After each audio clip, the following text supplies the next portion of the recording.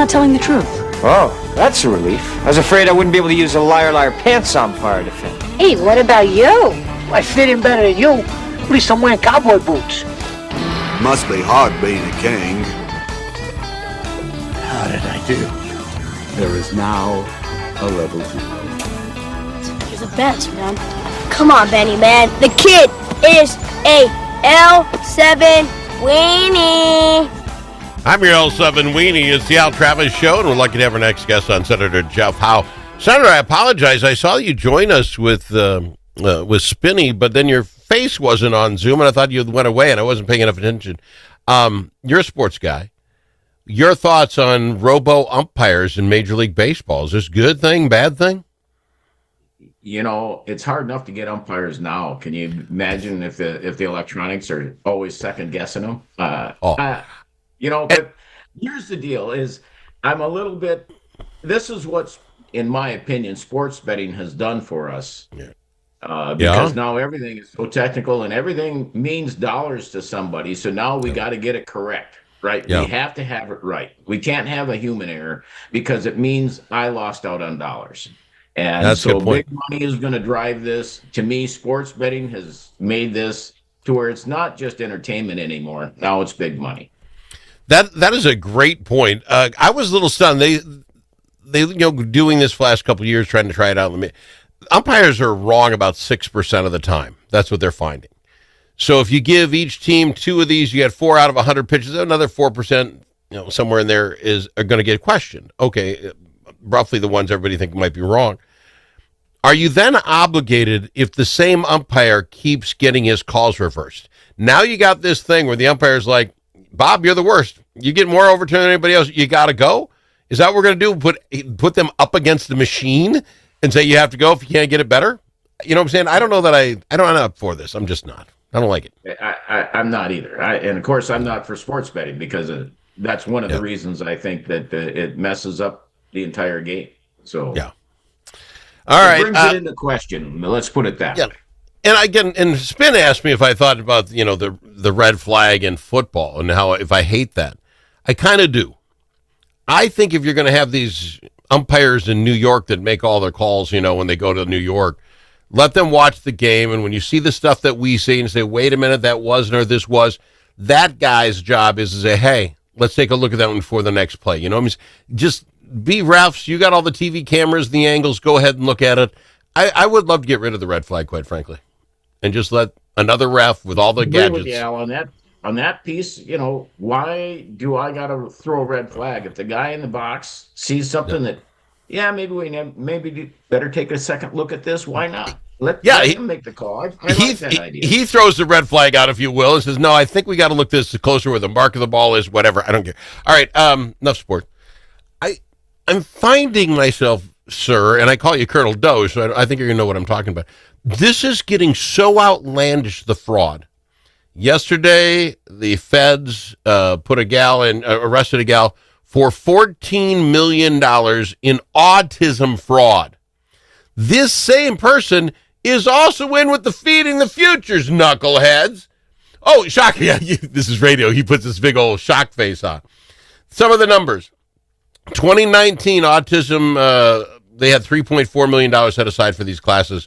By 2021, 2 years later, it was at $200 million.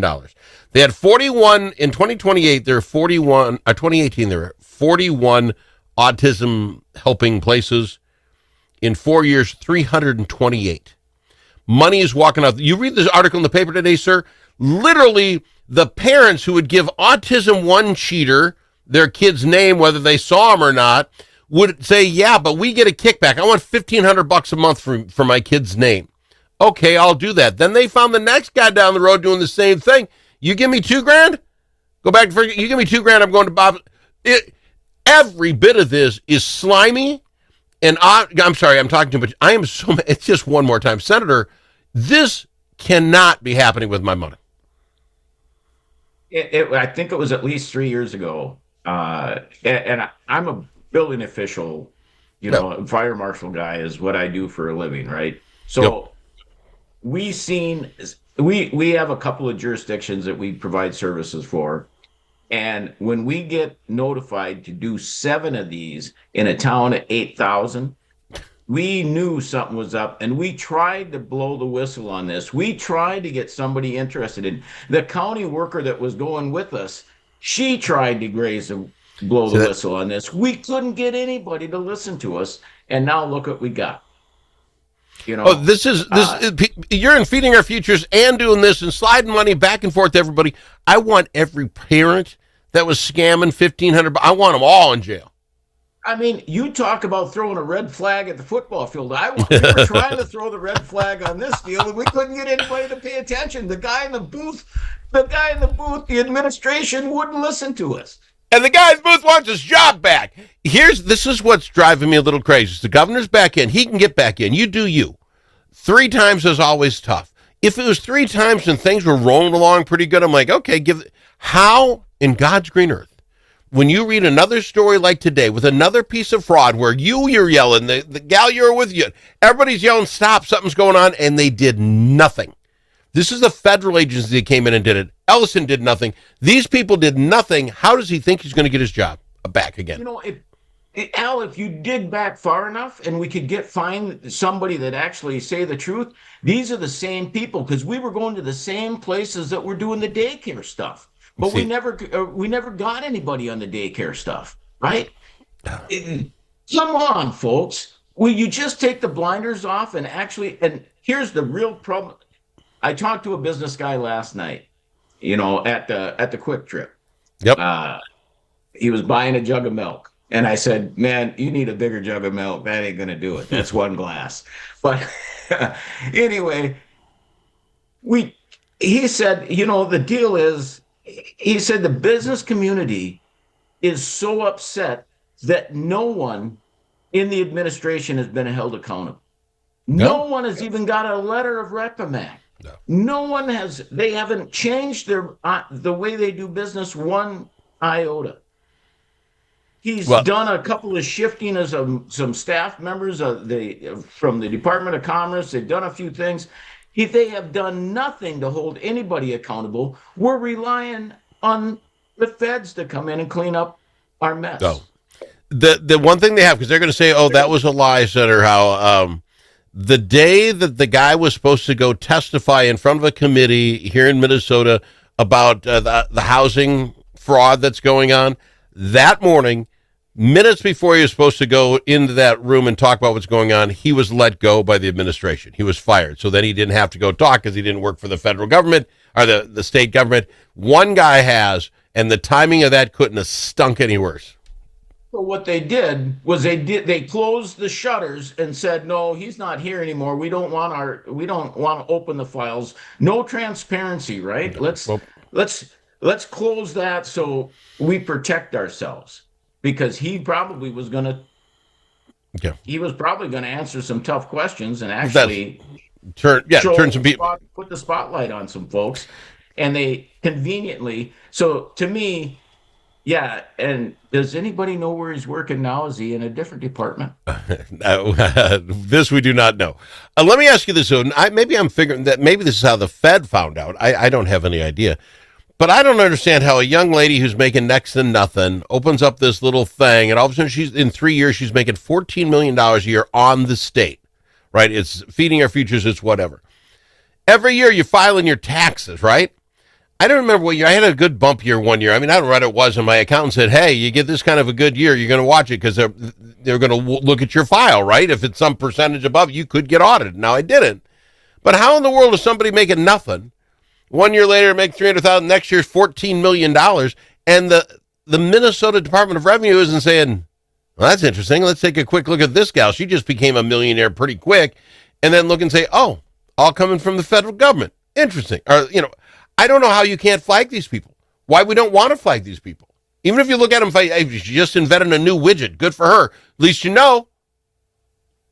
I tell you what, I mean, I put too much down on my vehicle expense deal, and I get looked at, right? I mean, yes. Holy smokes. I guess maybe my name needs to be changed. I should go through a name change or something. I don't know. It's frustrating, though, because us folks that do the right thing and do everything right, are getting scrutinized, and the folks that continually do this stuff. I mean, we had this discussion before, Al. You mean to tell me if you were on this list, we're not looking at you on this list? We're not comparing notes? Really? The second you are under federal investigation for feeding our futures, all checks from all the stuff we do stops to that human being until you prove yourself innocent. And again, if you're innocent, we'll write you the back check. But I'm not going to keep writing you checks for years after because we haven't been found guilty yet. The Secretary of State, because the Secretary of State should be looking at that list. He has all the business filings and who owns what in the state. Yep. How come he's not involved in the deal? How come our Secretary of State, our Attorney General, and our commissioners aren't comparing notes and talking to one another? Yep. Well, aren't we all up in the same big buildings up there? Can't we walk across the hall? Walk across campus? Here is I don't want to let all Republicans off the hook either, because I don't know how this all works. Now, these guys are in charge. They've been in charge since forever, and they're doing what they want, obviously. But I'm missing something where this autism thing, 2019 was a $3 million budget. By 2021, it was $200 million. I mean, what is that? 600% increase. 600? Oh my God! We just scratched the surface. The need was so big, we didn't realize what the need was. And is that how you just say, hey, obviously we spent so much money, we obviously need more money because more people need more crap. You can't say the autism. I mean, it has gone up. Don't get me wrong. I understand that, but you can't say autism went up by 700% in 2 years. We just found it. That's what I'm saying. You're finding names. Keep in mind, you and I think that if we have success, we're getting people off of programs, right? Yeah, we're getting people off of food stamp. We're getting people off of unemployment. We're getting people healed. No, these people say the success of a program is when the program grows. We need more money because look at all the people we're helping. Look at all the people we're treating. No. The money's going out the door. Nobody's getting any help. Look at that. We haven't put any homeless in a house yet. So I just want to really put a point on this, just to really tick people off before we go. The other thing here is you did not have to have like an autism helper degree of any kind. You didn't have to have a therapist degree. You needed nothing. My barber has more licensing she's got to do to cut my flipping hair than we were paying, quote unquote, people to help autistic kids. So how did we know when we got them off of it, right? That they work through the issues. There was no end game. The only way you were not getting there anymore is if they turned 21. That was the end game. Well, you got Bob to 21, can't use him anymore.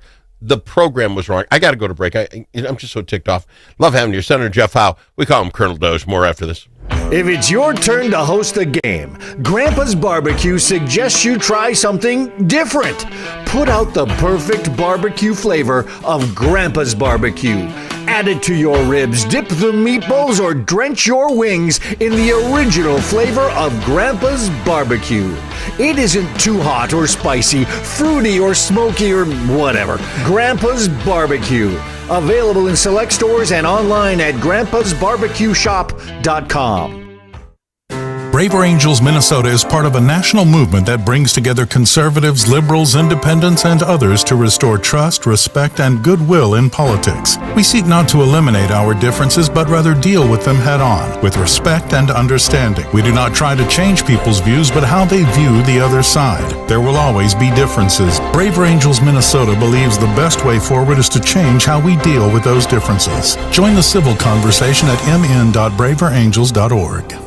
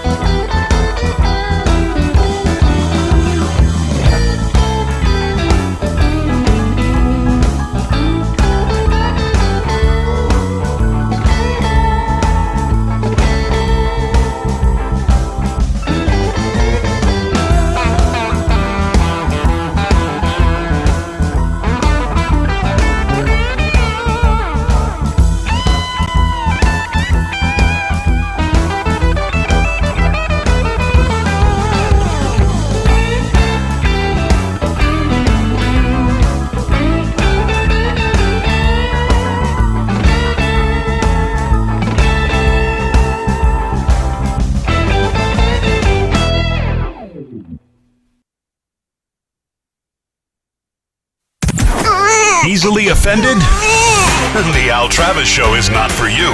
The Al Travis Show. All sides are welcome. We've got Senator Jeff Howe on the program. But the senator, I mean, this doesn't really matter much anymore, but I'd love your opinion on it. Senator Nicole Mitchell was sentenced yesterday, day before yesterday. Basically, it busted down to 6 months, in prison or, in jail. She get out in 4 if she behaves herself. The judge said she could do this in, I think it's Ramsey County where she lives, so that she can get out for work release and probably see her kids. She works at a restaurant. I suppose the kids could stop and see mom. All in, I think that was fair enough. I don't think she's in danger of doing it again. I think first time she served the country. Your thoughts on, was it adequate? Are you happy with the sentence? No, I'm not. I agree with I agree with the prosecuting attorney, the county attorney. I think it she should have served her time where she did her offense. Okay. And and my point is if she would have pled guilty at the beginning and saved us the 15 months and not collected all that off the state dollar, I think that I would be more acceptable to what they ended up with. But to drag us out through a jury trial to deny this and to say that she had a fix for all this, that she had an explanation, and then she lied through the whole thing, I got an issue with the way it turned out. Okay, I can see your point. I guess I'm sitting and thinking, all this jail stuff is to get you to not do the same thing again, right? We're trying to teach you a lesson. I don't see that happening again for her, so it didn't bother me. But I get your point. It was not necessarily just the act, it's how she acted afterwards that cost the state of Minnesota a lot. Okay. Exactly. I mean, we didn't need a jury trial on this. She should have just fessed up to the deal. We could have buried this thing, and she could have probably got no jail time and just work release, or they could have worked something out, and then I probably would have accepted this deal. But you talk about we're talking about jail time. Have you heard what they're doing with the Stillwater prison? Well, they closed it down, or they're closing it down. And now we're going to have a hearing on it today. Where was the hearing on it before? Well, what's the hearing on if it's closed down? The information that they say, the legislative requirements. Where did the legislative requirements come from? Who had a discussion on it? I'm on the Judiciary Committee. It never came through us. So really? Now that they've opened up the doors and they're starting to let these guys out and trying to move a few people, now we're going to have a hearing on closing it down.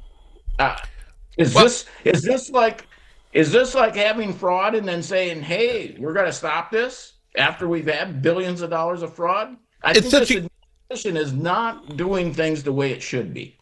Well, it's such a good point. I mean, this affects a lot of people, just the people that work there. Can they go to another jail, keep a job? I mean, it's a big deal for all that are involved. But is our crime down in Minnesota?